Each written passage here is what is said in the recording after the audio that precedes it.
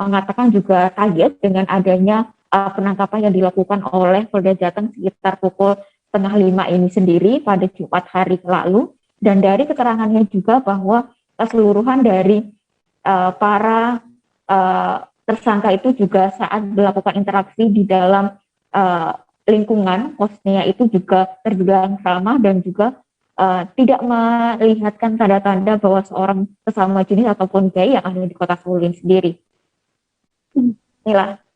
Baik, terima kasih banyak Christine Intan, wartawan Tribun Solo atas laporan Anda. Untuk mengetahui bagaimana informasi lebih lengkapnya, saudara telah tersambung pernyataan, ini adalah kutipan pernyataan dari Ketua RT Sarsito. Berikut liputannya untuk Anda. Baik, terima kasih.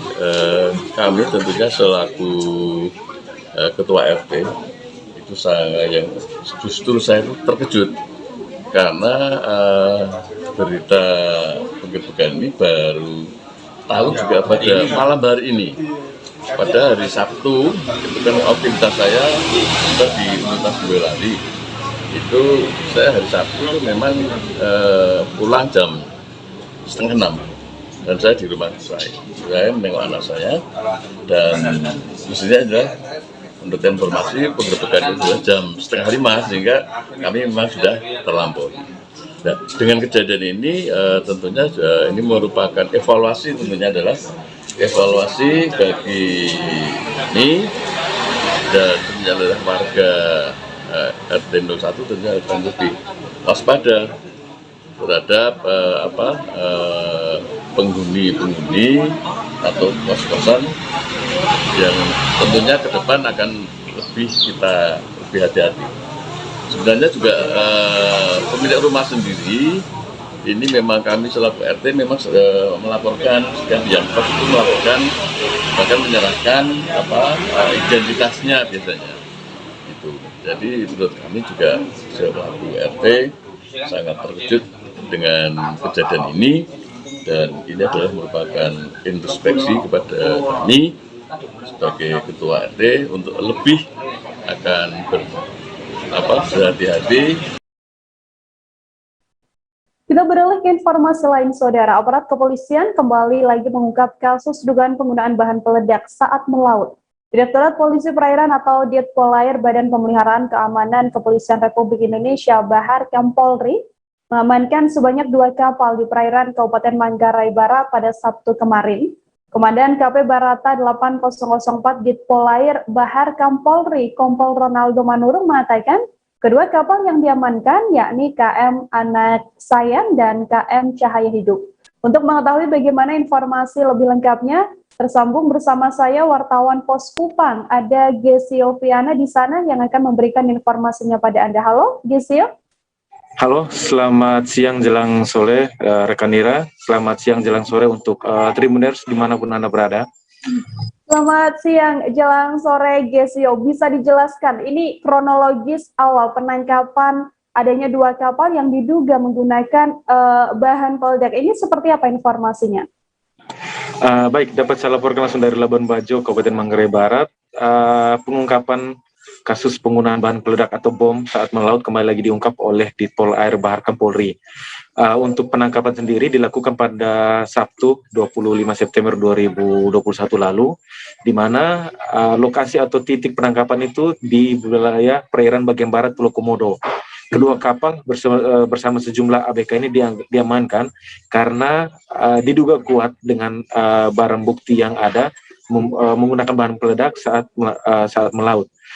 Untuk upaya pengungkapan kasus ini pun dari pihak kepolisian mengonfirmasi bahwa selama beberapa bulan terakhir ini mereka cukup intens untuk menyelidiki dengan berbagai sumber yang ada sehingga beberapa kasus ini dapat terungkap. Demikian rekan Nila. Gesio, kemudian untuk pelaku yang berhasil diringkus kepolisian ini berapa banyak jumlahnya? Untuk para pelaku yang diamankan dalam kejadian atau dalam peristiwa tersebut sebanyak 5 orang terduga pelaku.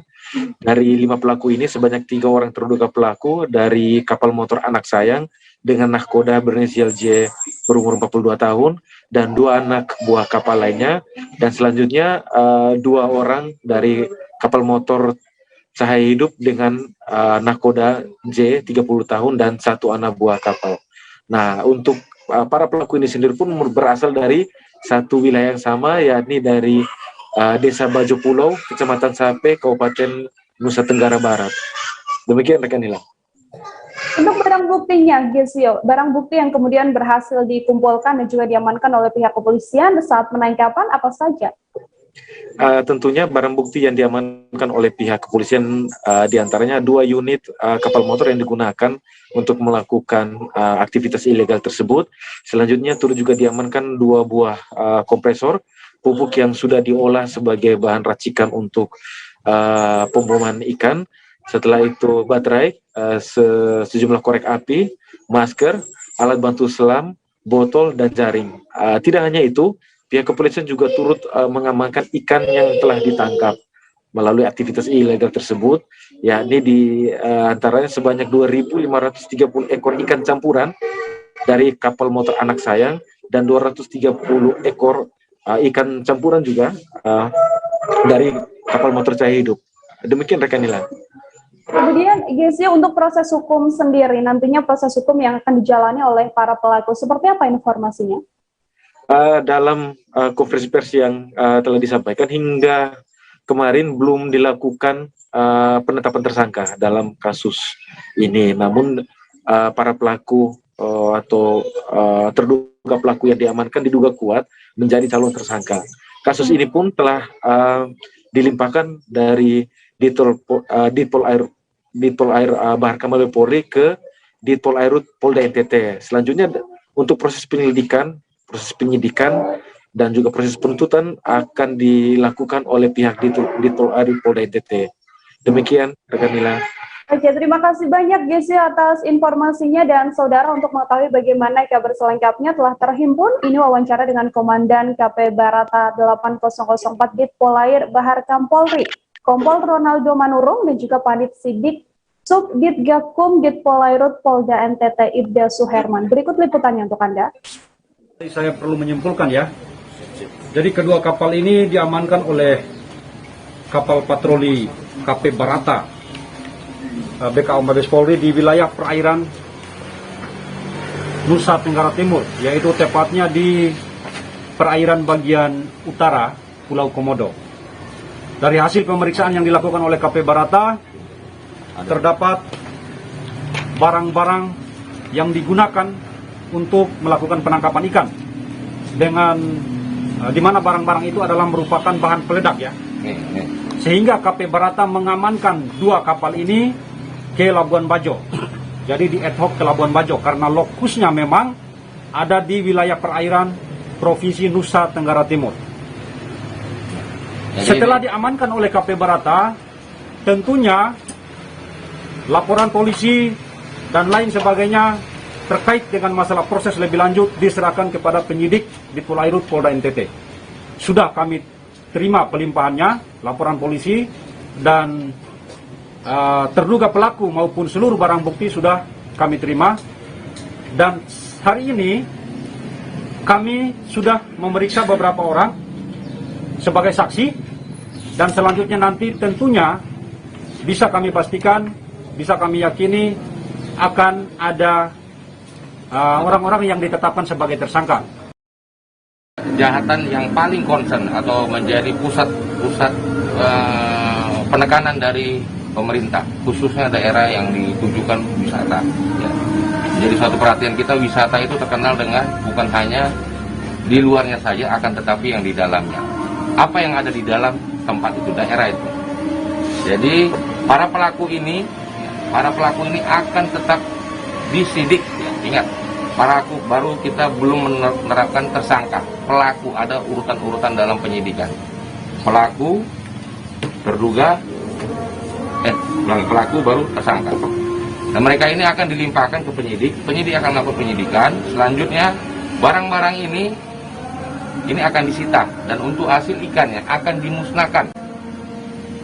Perlu kita bawahi bahwa ikan hasil tangkapan yang digunakan dengan perbuatan ilegal ini melanggar hukum akan dimusnahkan. Untuk barang bukti dimusnahkan juga ya. Nanti keputusan itu tergantung dari hakim yang menangani.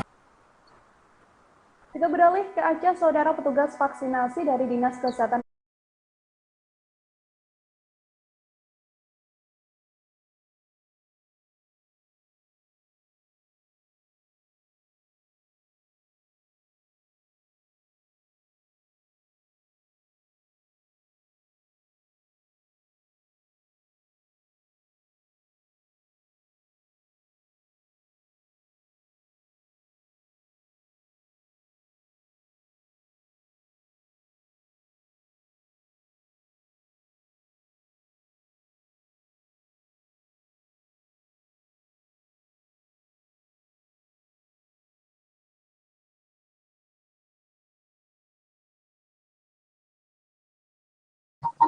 Petugas vaksinasi dari Dinas Kesehatan Aceh Barat Daya atau ABDIA dibubarkan paksa, saudara, oleh ratusan warga yang ada di PPI Ujung Serangga, Kecamatan Susoh pada Selasa pagi.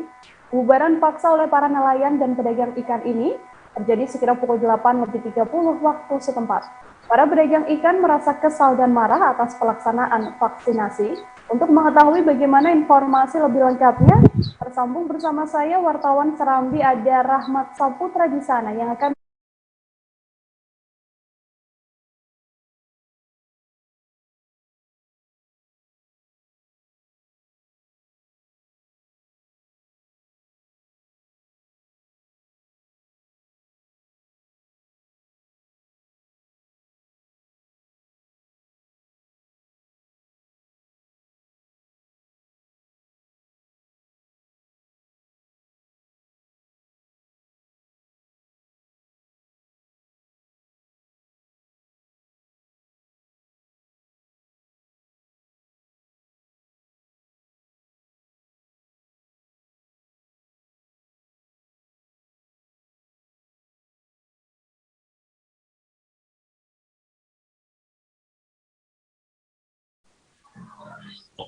Petugas vaksinasi dari Dinas Kesehatan Aceh Barat Daya dibubarkan paksa oleh ratusan warga yang ada di PPI Ujung Serangga, Kecamatan Susoh pada Selasa pagi.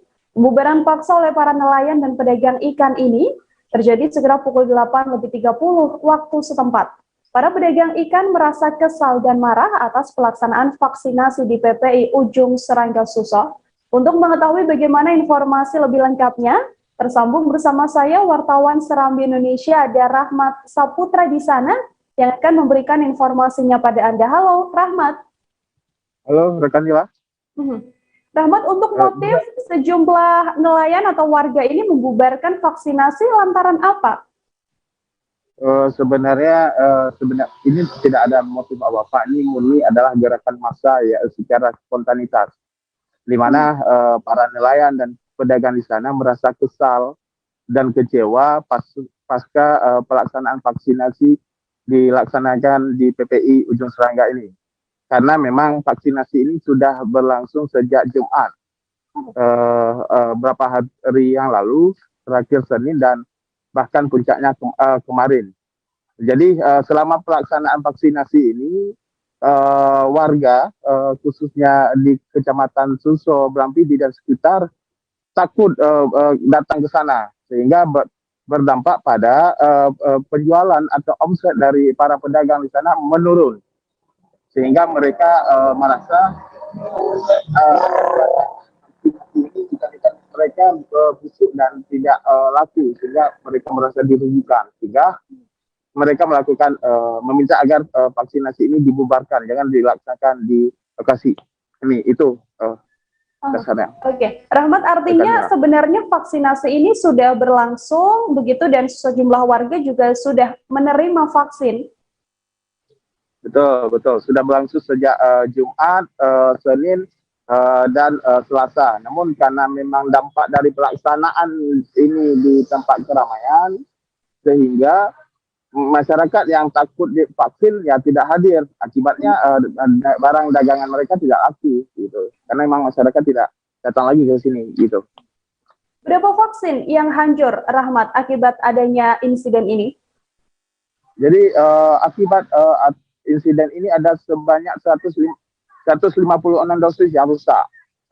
Jadi terdiri dari 33 vial vaksin Sinovac isi 2 dosis atau 60 dosis, 9 vial vaksin 10 dosis atau 90 dosis. Rekan. Ya, gitu. Upaya pemerintah ke depan, kemudian Rahmat, seperti apa agar vaksinasi ini juga bisa berjalan dan diterima oleh masyarakat di sana? Baru saja tadi Bapak Bupati bersama Pak Kapolres dan Pak Dandim dan seluruh unsur ini menggelar pertemuan dengan alim ulama, tokoh kepemudaan dan tokoh kemahasiswaan untuk menggelar sosialisasi pentingnya vaksinasi, karena memang menurut Pak Bupati selama ini vaksinasi ini banyak terjadi penolakan akibat memang banyak masyarakat yang belum paham pentingnya atas vaksinasi ini. Makanya Pak Bupati tadi berharap kepada para ulama, OKP dan sebagainya, berilah pencerahan kepada masyarakat dengan cara-cara yang mereka mengerti. Jadi sehingga vaksinasi ini dianggap sebuah kebutuhan, tidak lagi sebuah paksaan seperti itu. Mungkin itu langkah yang dilakukan Pak Bupati baru saja pelaksanaan selesai. Terakhir, Rahmat, untuk selain adanya vaksin yang hancur, lalu adakah korban luka atau mungkin korban jiwa akibat insiden ini? Memang ada salah seorang nakes itu dari dokter itu terjadi luka itu akibat benturan kursi, mungkin saat amukan masa itu terkena betis sebelah kanan beliau sehingga mengakibatkan lebam, namun tidak begitu parah, hanya sebatas lebam begitu. Namun memang yang lain memang mengalami shock aja, memang kejadian seperti ini tidak pernah terjadi gitu. Okay. Itu rekan. Nah, terima kasih.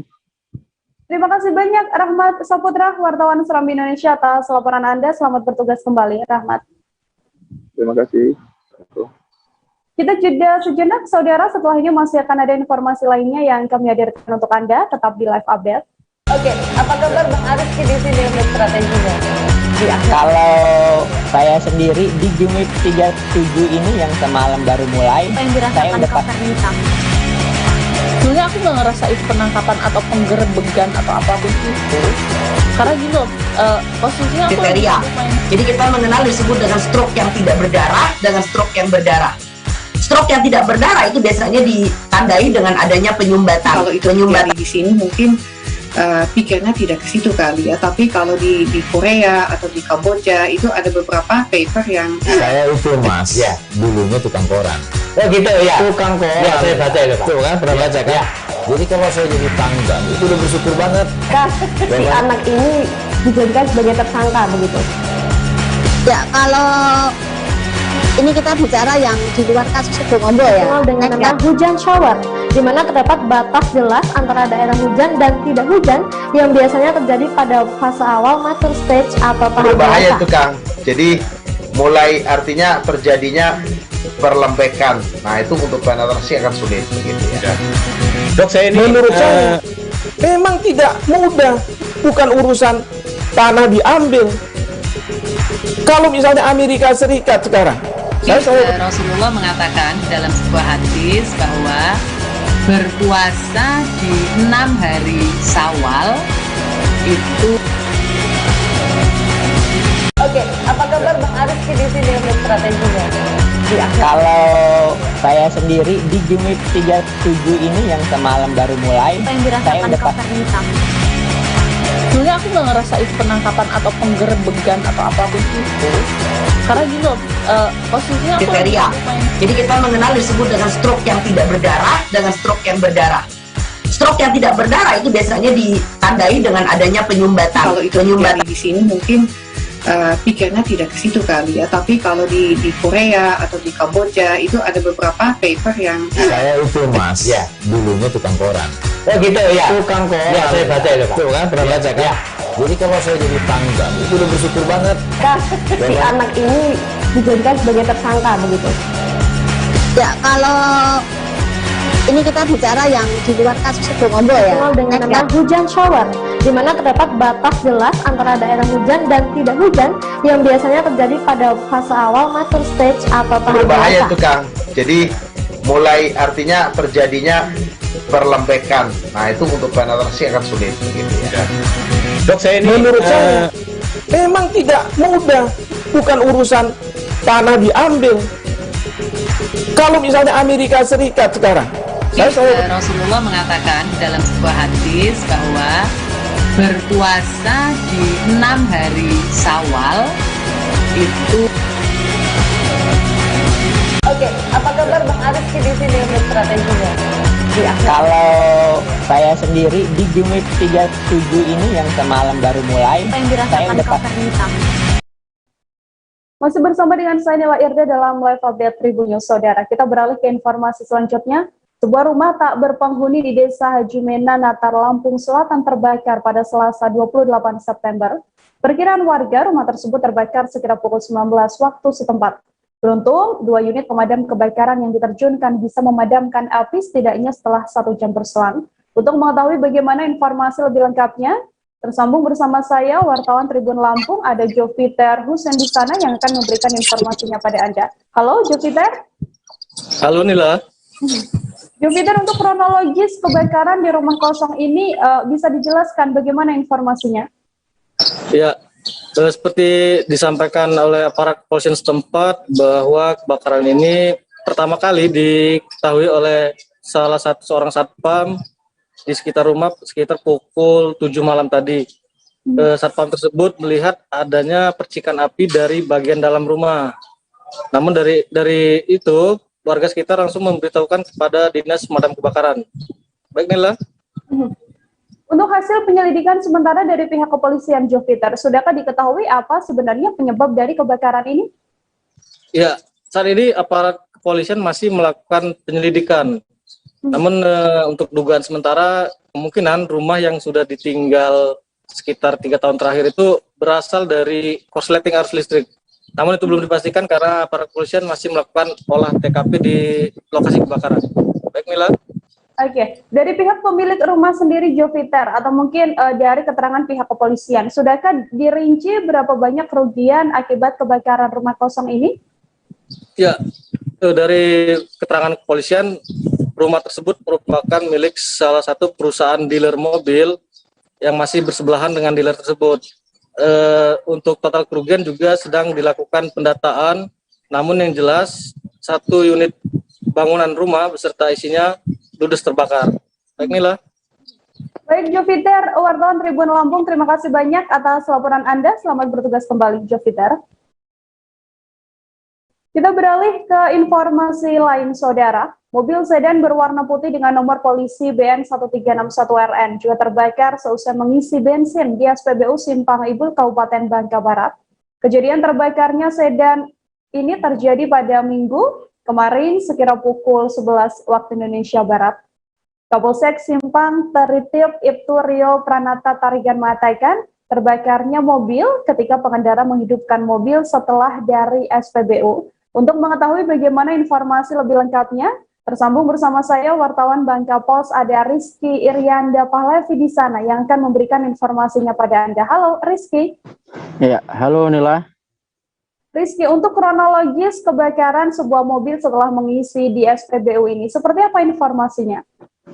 Iya, untuk informasi berawal dari kami mendapatkan informasi dari beberapa grup masyarakat terkait adanya kebakaran di Simpang Ibul dekat SPBU.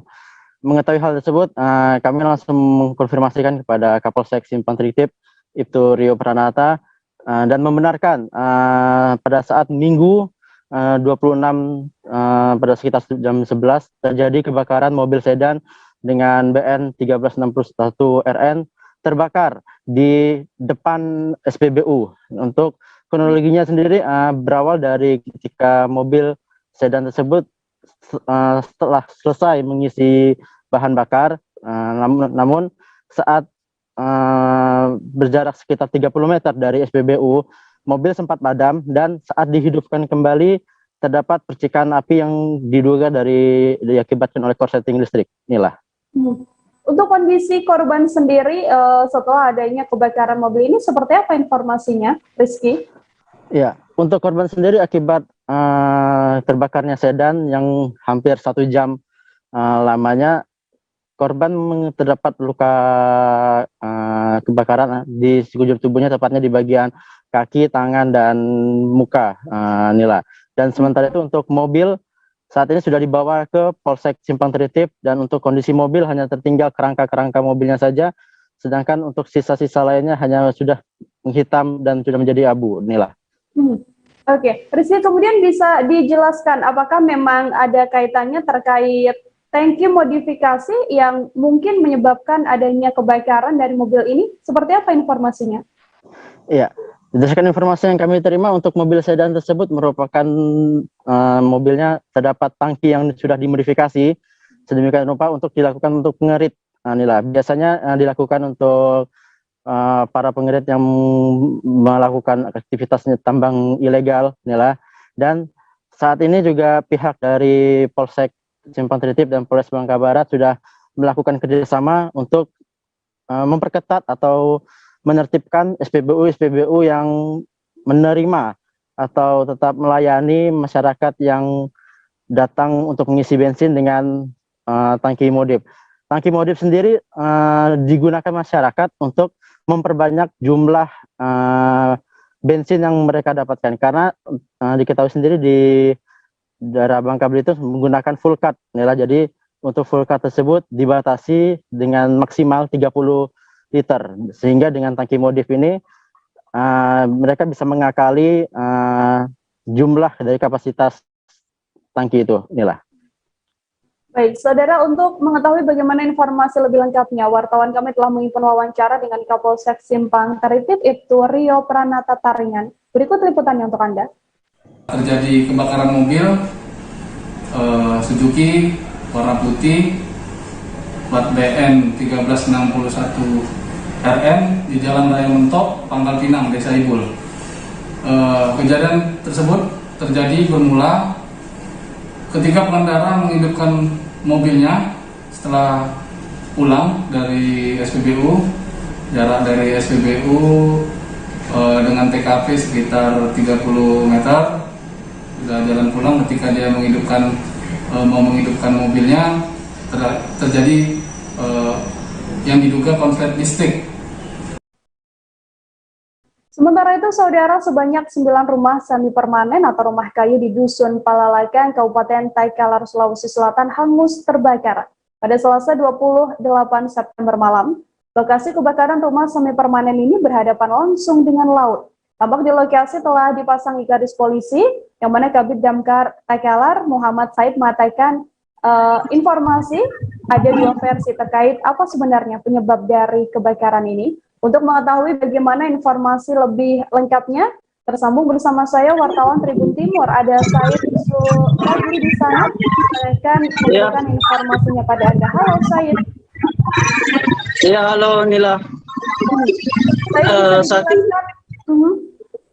Berapa banyak rumah yang hangus terbakar ini, kemudian bagaimana kronologisnya?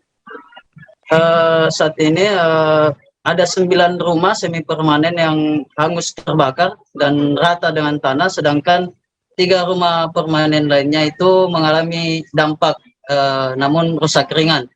Adapun kronologinya itu bermula saat menjelang maghrib atau pada saat maghrib, api mulai muncul di salah satu rumah warga sehingga merembet menjalar ke rumah-rumah lainnya. Apalagi diketahui di lokasi ini berhadapan langsung dengan laut lepas, di mana angin dan cuaca pada saat itu juga terbilang tinggi, anginnya kencang, sehingga api cepat merambat ke rumah-rumah lainnya.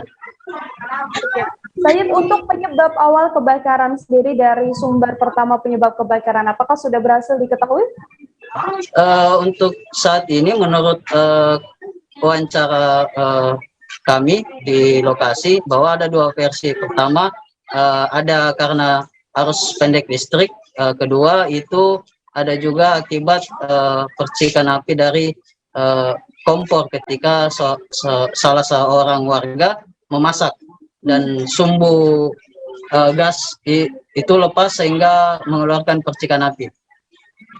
Untuk tafsiran kerugian sendiri akibat kebakaran ini seperti apa, Said bisa dijelaskan, lalu adakah korban jiwa dalam insiden kebakaran ini?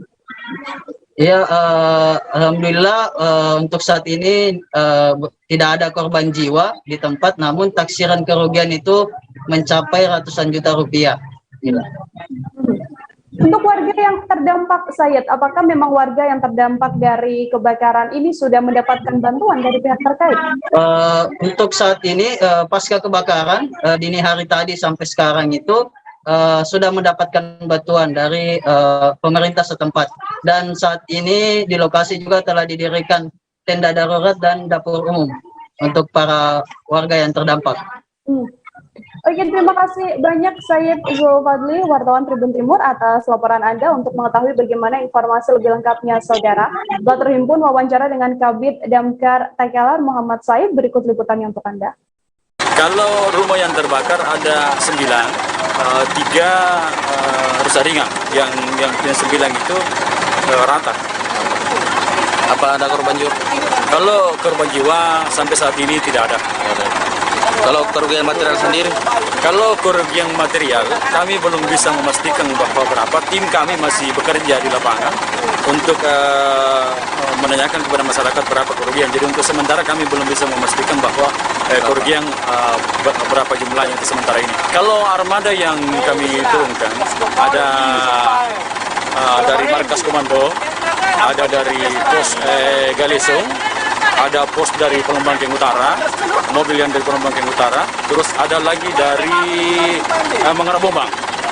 Terus ada mobil penembak 1 yang tadi kebetulan kita dekat dengan air, maka mobil penembak itu berfungsi sangat bermanfaat karena dekat sekali dengan air. Ada berapa jumlahnya?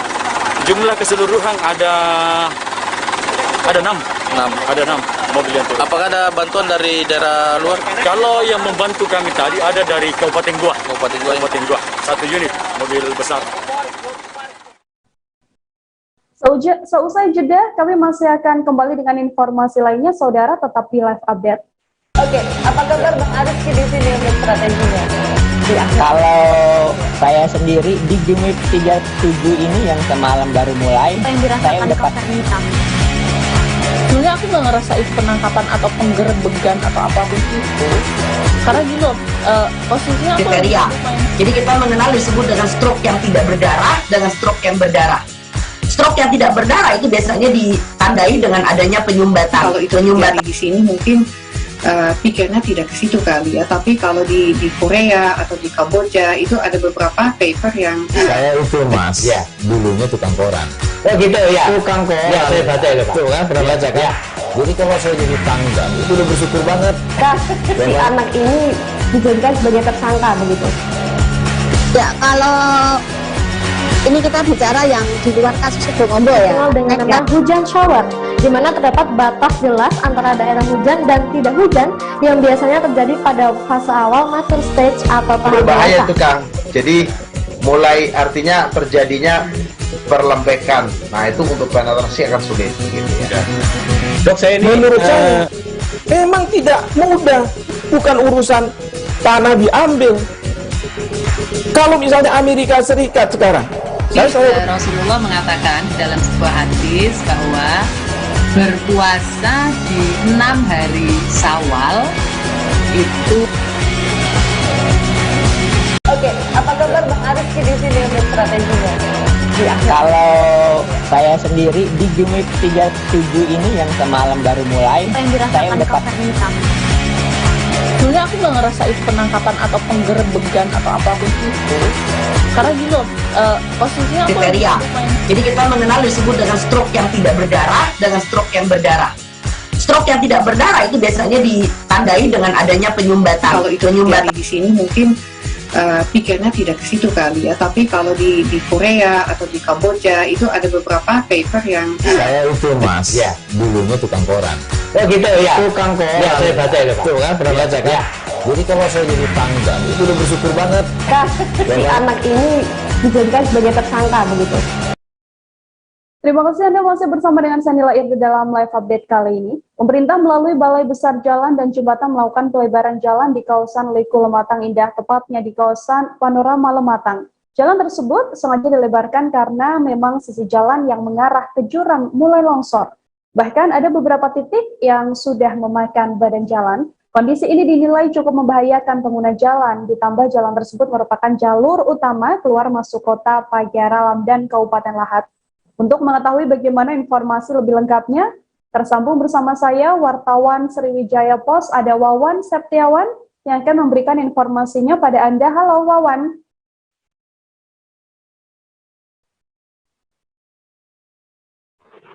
Ya, selamat siang Kanila.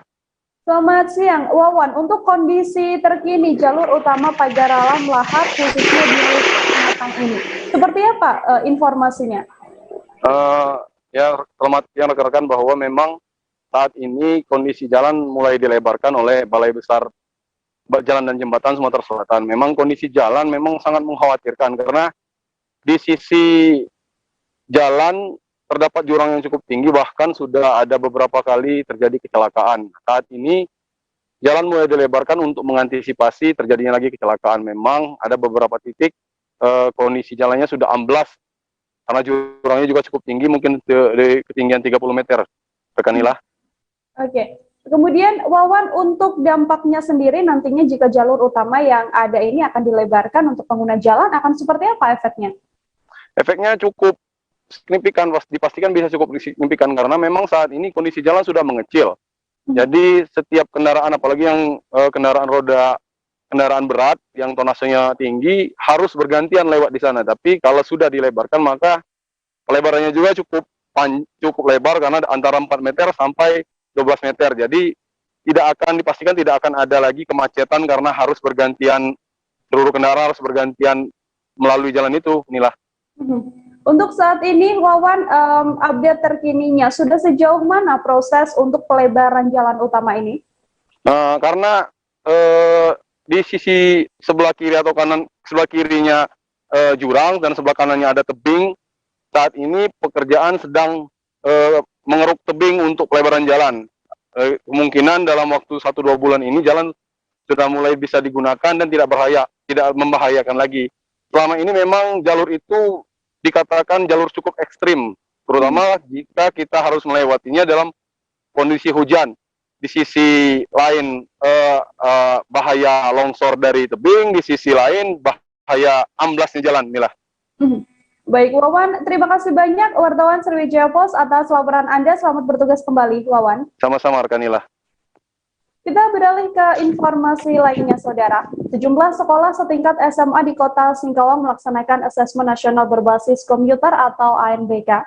Pelaksanaan ANBK ini digelar selama 4 hari dan diikuti oleh ratusan siswa dari belasan sekolah se-Kota Singkawang. Untuk mengetahui bagaimana informasi lebih detailnya, tersambung bersama saya wartawan Tribun Pontianak. Ada Rizky Kurnia di sana yang akan memberikan informasinya pada Anda. Halo Rizky. Halo juga Nila. Rizky, berdasarkan pantauan Anda, bagaimana pelaksanaan ANBK di Singkawang ini? Ya baik Nila dan juga Tribuners, memang untuk saat ini pelaksanaan ANBK di kota ataupun di sekolah-sekolah di Kota Singkawang berjalan cukup lancar, di mana hari ini Rabu 29 September merupakan hari ketiga pelaksanaan ANBK tersebut, dan besok pada hari Kamis merupakan hari keempat sekaligus hari terakhir pelaksanaan ANBK. Dalam pelaksanaan ini, para siswa yang telah diikuti secara acak oleh Kementerian Pendidikan secara langsung telah mengikuti ujian di sekolah mereka masing-masing dengan menggunakan komputer serta diawasi oleh pengawas yang merupakan guru dari sekolah yang berbeda. Rizky, untuk ANBK ini sendiri mungkin bisa dijelaskan apa tujuan dan maksud adanya ANBK ini? Ya, baik. Berdasarkan keterangan dari Ketua Panitia ANBK di SMA 1 Singkawang sekaligus Kepala Sekolah di sana, Bapak Mukhairipin menjelaskan memang ANBK ini bertujuan untuk memetakan serta mengevaluasi sistem pendidikan sekolah setingkat. Nah, oleh sebab itu dalam ANBK ini tidak seluruh siswa di masing-masing sekolah yang mengikutinya, namun hanya diikuti oleh beberapa siswa saja. Nah, seperti di SMA 1 Singkawang itu diikuti oleh 45 siswa, di SMA 2 juga diikuti oleh 45 siswa. Namun di SMA Muhammadiyah di Singkawang itu hanya diikuti oleh 9 siswa, dan di SMA Syafiuddin hanya diikuti oleh 4 siswa saja. Jadi ANBK ini tidak secara langsung untuk mengganti ujian nasional. Namun hasil dari penilaian para siswa di sekolah ini nantinya akan digunakan untuk mengevaluasi sistem pendidikan itu sendiri. Kemudian selama pelaksanaan ANBK, apakah ada kendala yang dialami oleh siswa? Kemudian ini kan juga dilaksanakan ketika masih pandemi COVID-19. Untuk penerapan protokol kesehatannya sendiri seperti apa, Rizky? Kalau untuk penerapan protokol kesehatannya tentu saja ini dari pantauan kami di lapangan tidak banyak mahasiswa yang mengikuti ujian tersebut.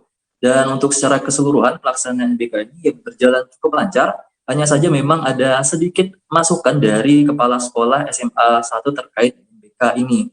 Nah, beliau waktu itu meminta agar pemilihan siswa cadangan untuk ANBK dapat dipilih secara mandiri oleh pihak sekolah, karena pada pelaksanaan ANBK di hari pertama, pada hari Senin kemarin, memang pihak sekolah SMA 1 Singkawang ini sempat mengalami sedikit kendala, di mana waktu itu ada satu siswa utama ANBK yang tidak dapat mengikuti ujian karena sakit, namun kemudian harus digantikan dengan siswa cadangan. Nah, namun dari pihak sekolah sendiri ternyata tidak mengetahui data dari siswa cadangan itu sendiri, sehingga pihak sekolah harus berkoordinasi terlebih dahulu dengan Dinas Pendidikan, dan akibatnya pelaksanaan ANBK di SMA 1 Singkawang sempat tertunda untuk sementara waktu. Namun setelah mendapatkan siswa cadangan tersebut, pelaksanaan ANBK di SMA 1 Singkawang kembali berjalan lancar. Nah, masukan dari kepala sekolah ini nantinya akan disampaikan melalui rapat musyawarah kerja kepala sekolah atau MKKS di Kota Singkawang untuk nantinya dilaporkan ke Dinas Pendidikan Provinsi dan diteruskan ke Kementerian Pendidikan. Begitu, Nila. Baik, terima kasih banyak Rizky Kurnia, wartawan Tribun Pontianak atas laporan Anda. Selamat bertugas kembali, Rizky. Kita ke informasi selanjutnya, saudara. Peserta seleksi calon aparatur sipil negara atau ASN pemerintahan Kota Pekanbaru tahun 2021 mulai menjalani rapid antigen pada Selasa kemarin. Mereka menjalani rapid antigen satu hari jelang ujian seleksi kompetensi dasar atau SKD yang dimulai pada Rabu ini. Proses rapid antigen gratis bagi peserta ini berlangsung di RSD Madani Pekanbaru, Jalan Garuda Sakti. Untuk mengetahui bagaimana informasi selengkapnya terkait rapid test gratis yang dijalani oleh peserta tes SKD ini, tersambung bersama saya wartawan Tribun Pekanbaru, ada Fernando Sikumbang yang akan memberikan informasinya untuk Anda. Halo Fernando. Oke, Nila. Yang Nila.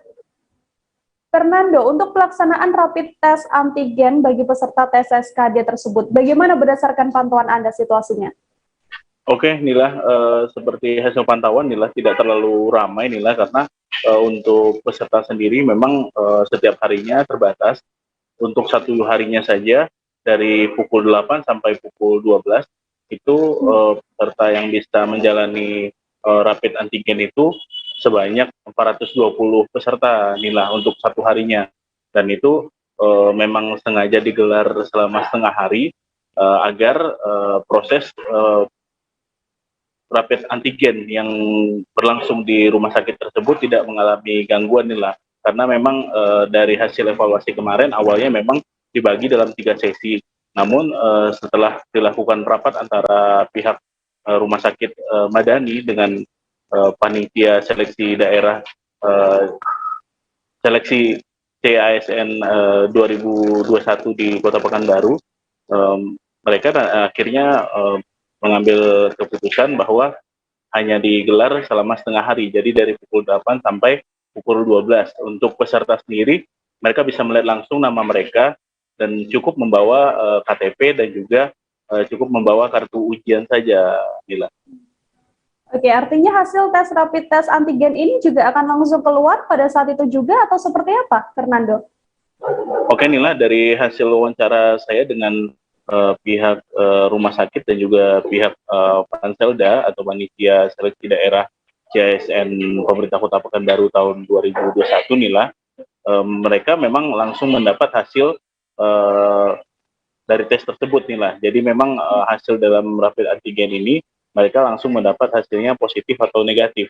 Dan kemarin dari hasil tes dan juga hari ini yang sudah memasuki hari kedua, proses tes masih didominasi hasil negatif nih lah. Jadi pihak panitia pun memastikan dan juga pihak rumah sakit memastikan bahwa sampai saat ini belum ada pihak atau peserta yang sampai saat ini yang untuk hendak menjalani ujian itu yang positif COVID-19.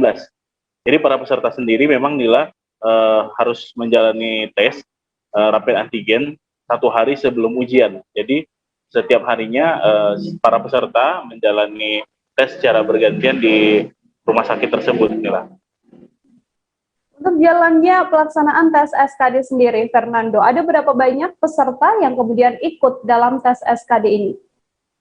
Oke, Nila, dari data yang saya peroleh dari pihak panitia seleksi daerah, seleksi calon aparatur sipil negara tahun 2021 ini di Kota Pekanbaru, total jumlah pesertanya sebanyak 2.277 orang, Nila, secara keseluruhan. Namun setiap harinya hanya ada 420 orang yang akan menjalani ujian di SKA Koex Pekanbaru, inilah lokasi penyelenggaraannya.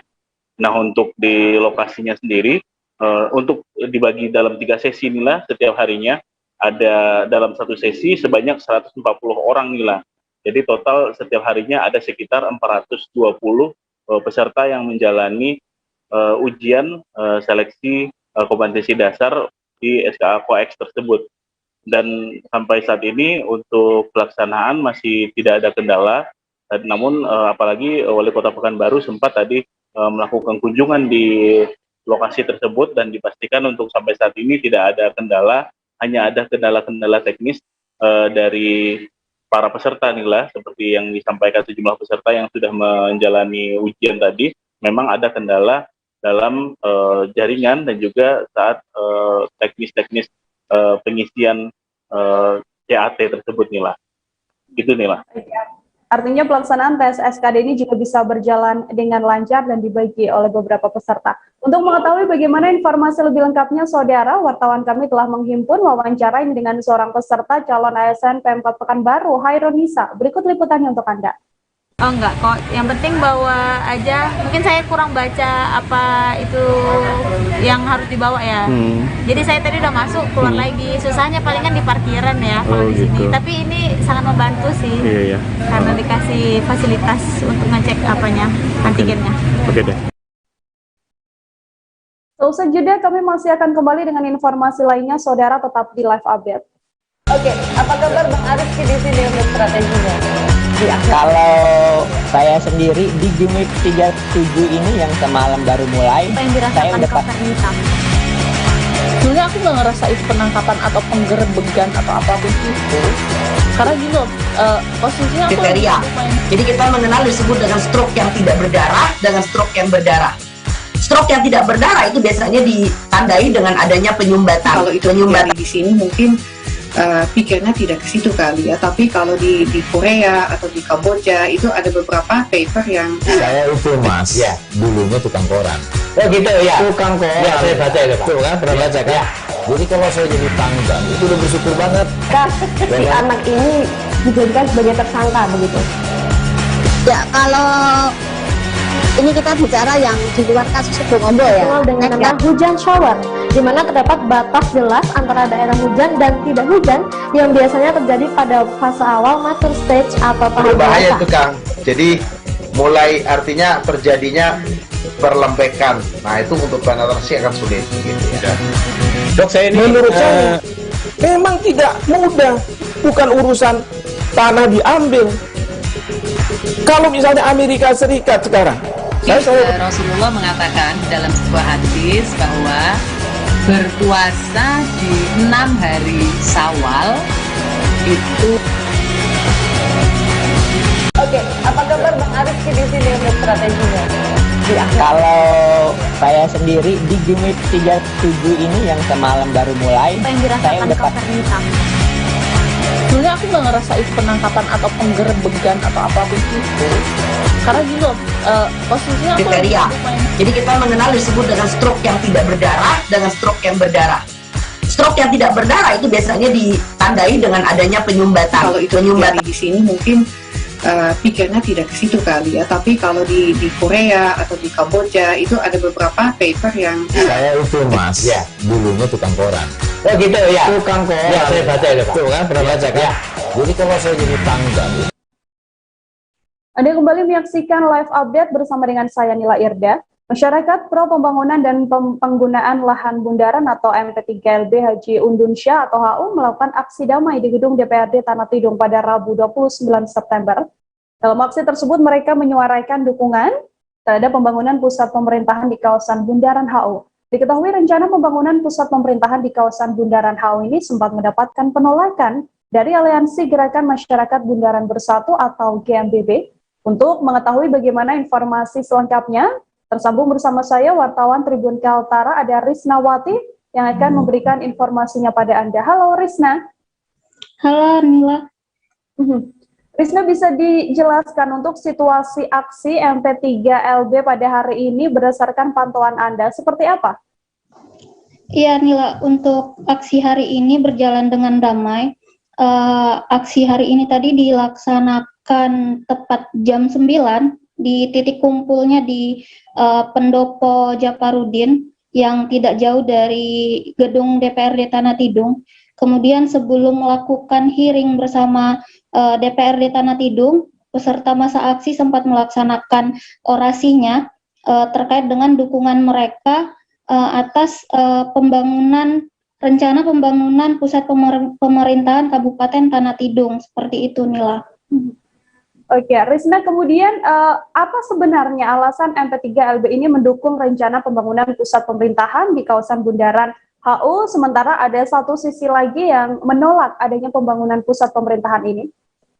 Ya, untuk alasan dari dukungan atas rencana pembangunan pusat pemerintahan Tanah Tidung di kawasan Bundaran HU ini, mengingat di Kabupaten Tanah Tidung sendiri belum memiliki, atau pemerintah Kabupaten Tanah Tidung sendiri belum memiliki aset, kemudian juga sebagian besar wilayah Kabupaten Tanah Tidung masih dikuasai oleh beberapa perusahaan yang ada di Kabupaten Tanah Tidung.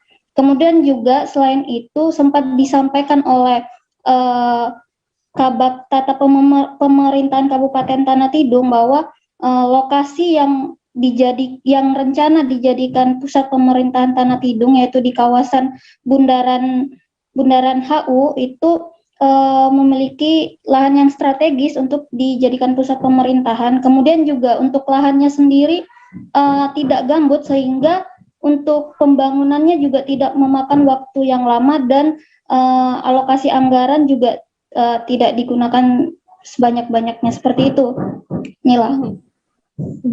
Nah, untuk aksi damai ya, demonstrasi damai yang dilakukan pada hari ini sendiri, sejumlah tuntutan apa yang dilayangkan oleh mereka?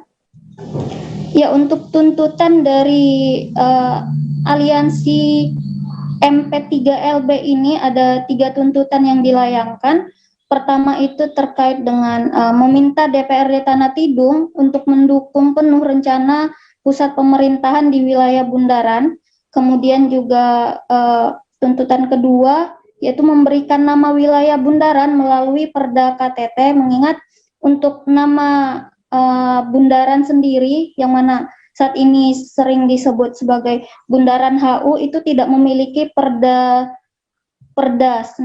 KTT seperti itu Nila. Kemudian untuk tuntutan ketiga yaitu meminta pemerintah Tanah Tidung membebaskan lahan pertanian perikanan masyarakat dari korporasi yang ada di Kabupaten Tanah Tidung. Itu tadi 3 tuntutan yang dilayangkan oleh MP3LB Nila. Terima kasih banyak Risna, wartawan Tribun Kaltara, atas laporan Anda. Untuk mengetahui bagaimana informasi lebih lengkapnya saudara, telah terhimpun wawancara dengan Korlap Aksi dan juga Ketua DPRD Tanah Tidung Jamri. Berikut liputannya untuk Anda. Masyarakat pro pembangunan dan penggarap lahan di Bundaran. Pembentukan daerah otonomi baru atau DOB Kabupaten Tanah Tidung berdasarkan Undang-Undang Nomor 34 Tahun 2007 yang sejatinya berkedudukan di Tidung Pala. Namun demikian, setelah 14 tahun terbentuk, terdapat ketidaksesuaian atau simpangan antara rencana dengan kenyataan yang terjadi di lapangan, baik faktor internal maupun eksternal. Seperti kita ketahui bersama bahwa wilayah Kabupaten Tanah Tidung sebagian besar dikuasai atau dikelola oleh beberapa korporasi. Hal ini menyebabkan pemerintah daerah Kabupaten Tanah Tidung kesulitan membangun, sehingga menimbulkan dampak sosial, ekonomi, iklim investasi maupun terhadap pelayanan kepada masyarakat yang tidak sesuai. Ini aksi yang dilakukan oleh masyarakat peduli pemerintah, peduli pembangunan pemerintah yang Tanah Tidung dan pusat pemerintahan yang dilaksanakan di Bundaran Taka itu yang ada yang lagi sekarang. Semua aspirasi masyarakat ini akan kita tampung dan kita akan sampaikan bersama dengan pemerintah daerah terkait bagaimana pusat pemerintahan tetap berjalan. Karena ini juga masyarakat yang penggarap lahan, mengaku penggarap lahan di sekitar dan tidak mempunyai izin juga melalui SPT, dan teman-teman di situ ada yang berkebun sawit, dan tadi saya mendengar sendiri dan anggota DPR juga mendengar semua terkait masalah pusat pemerintahan itu setuju untuk tetap dilaksanakan pembangunannya. Itu dari saya ini menanggapi bahwa kita juga DPR, kalau memang pemerintah daerah sudah sesuai dengan rule yang ada, yaitu sudah dibebaskan dan diberikan izin untuk membangun lahan di sekitaran Bundaran, dan melalui kita DPR kan hanya untuk membahas teknis saja terkait masalah penganggarannya, mungkin itu akan kita tetap backup terkait masalah pusat pemerintah, karena di situ ada juga pusat pemerintahan, salah satunya kantor DPRD, dan kondisi kita DPR maklum saat ini ya memang tidak mempunyai kantor DPR, karena DPR yang kita duduki sekarang ini bukan kantor DPR, karena juga pemerintah menyewa kepada perusahaan gedung DPR ini. Kita ke informasi selanjutnya, Saudara. Pertanggal 1 Oktober nanti, sebagian besar pusat perbelanjaan di Kota Manado akan menerapkan sistem identifikasi vaksinasi terhadap pengunjung mal dengan aplikasi Peduli Lindungi. Contohnya di Mega Mall Manado yang telah meletakkan sejumlah barcode di setiap sisi pintu masuk dan juga pintu keluar. Pihak mall juga telah melakukan sosialisasi dan pengenalan aplikasi pada setiap pengunjung yang memasuki mall. Untuk mengetahui bagaimana informasi selengkapnya, tersambung bersama saya, wartawan Peduli Manado, ada Andreas Ruau di sana yang akan memberikan informasinya pada Anda. Halo Andreas. Halo, selamat sore Nila.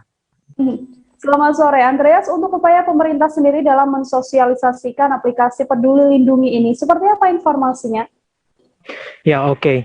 Jadi dari pemerintah melalui Dinas Kesehatan telah melakukan penempelan di beberapa penempelan brosur atau penempelan contoh-contoh barcode di beberapa sudut Kota Manado, terutama di area-area pusat perbelanjaan, dan juga mereka melakukan sosialisasi lewat sosial media dan lewat pemberitaan media-media mainstream, sekaligus juga membuat suatu program di mana disebut Peduli Lindungi Mobile. Itu di mana ada papan berjalan yang memberikan edukasi kepada setiap masyarakat yang melintas atau yang berkunjung ke pusat-pusat perbelanjaan, dan memberikan tahap-tahap untuk melakukan register. Nah, dan untuk tahap register sendiri Nila itu hanya mudah, yaitu dengan mendownload aplikasi Peduli Lindungi lewat Play Store, kemudian mengikuti petunjuk, memasukkan NIK, nomor telepon, dan meng-cross-check kembali apakah sudah tervaksin atau belum, dan tinggal menguji barcode QR code yang sudah ada di setiap mall-mall. Sekian lah. Lokasi-lokasi mana saja Andreas kemudian yang nantinya harus menggunakan aplikasi Peduli Lindungi ini? Nah, untuk aplikasi Peduli Lindungi, sebagian besar pusat perbelanjaan sudah diletakkan barcode, diantaranya Mega Mall Manado, Manado Town Square, dan Fresh Mart. Untuk supermarket lokal lainnya juga akan sementara diregistrasi dengan cara mengirimkan email mereka dan kemudian akan diberikan barcode. Nah, khusus untuk bioskop XX1 atau bioskop yang lain sudah diterapkan barcode terlebih dahulu. Hal itu dikarenakan karena harus memesan tiket, dan sehingga memesan tiket tersebut harus berhubungan dengan aplikasi Peduli Lindungi ini. Jadi tidak sembarang pesan langsung bisa nonton, harus lewat aplikasi dulu. Nah, dan selain itu juga ada di beberapa tempat pusat-pusat pemerintahan seperti pusat-pusat pelayanan seperti itu. Jadi sehingga masyarakat bisa tidak khawatir dan tetap menjalankan prosedur-prosedur dari uji vaksinasi. Sekian ya. Baik, setelah nantinya syarat yang harus diberlakukan adalah dengan mendownload aplikasi Peduli Lindungi, Andreas, lalu respons dari masyarakat sejauh ini menanggapi adanya aturan baru tersebut seperti apa? Nah, untuk sebagian besar, kebanyakan masyarakat muda udah mengerti ya, di mana kebanyakan dari mereka milenial. Namun yang masih menjadi kendala bagi para pelaku usaha itu mengedukasi para orang tua. Nah, di mana orang tua ini kan agak susah untuk mengerti dengan namanya teknologi informasi. Jadi mereka agak perlahan-lahan memberikan sebuah imbauan atau sosialisasi di mana saja dan kapan saja. Nah, dan juga para masyarakat ini merasa tidak terlalu merepotkan atau tidak terlalu kesulitan dalam mengakses aplikasi ini, dan mereka justru sangat yakin atau sudah tidak khawatir lagi akan penyebaran virus COVID-19 di area pusat perbelanjaan, karena sebelumnya sudah dilakukan cross check. Nah, namun tetap walaupun sudah dilakukan scanning QR code, tetap saja harus menerapkan protokol kesehatan dalam memasuki area mall, diantaranya mencuci tangan, mengukur suhu tubuh, dan tetap menggunakan masker. Sekian. Baik, Andreas, terima kasih banyak atas laporan Anda, Andreas Ruo, wartawan Tribun Manado. Selamat bertugas kembali, Andreas. Bye-bye. Kita ke informasi selanjutnya, saudara. Jika menyebut makanan yang identik dengan Palembang, pasti kuliner pempek menjadi yang pertama kali disebut. Pempek kuliner Palembang ini biasanya dibuat beberapa varian bentuk sehingga bervariatif. Namun, saudara, ada yang cukup spesial karena di tukang pempek yang satu ini membuat inovasi pempek lenjer ukuran jumbo dengan panjang sampai 2 meter yang dibuat dari 16 kg ikan tenggiri dan juga 12 tepung tapioka. Untuk mengetahui bagaimana informasi selengkapnya, tersambung bersama saya, wartawan Tribun Sumsel, ada Hartati di sana yang akan memberikan informasinya pada Anda. Halo Hartati. Ya, halo Nila.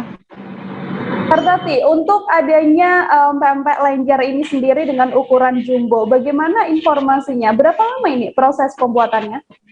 Iya, menurut pemilik dari Pempek Sultan Pinang-Agan yang membuat pempek lenjer ukuran jumbo ini, proses membuat pempek ini sama dengan membuat pempek ukuran kecil, yaitu ikan dicampur dengan tepung tapioka, gula, garam, dan penyedap diaduk menjadi satu, dibentuk.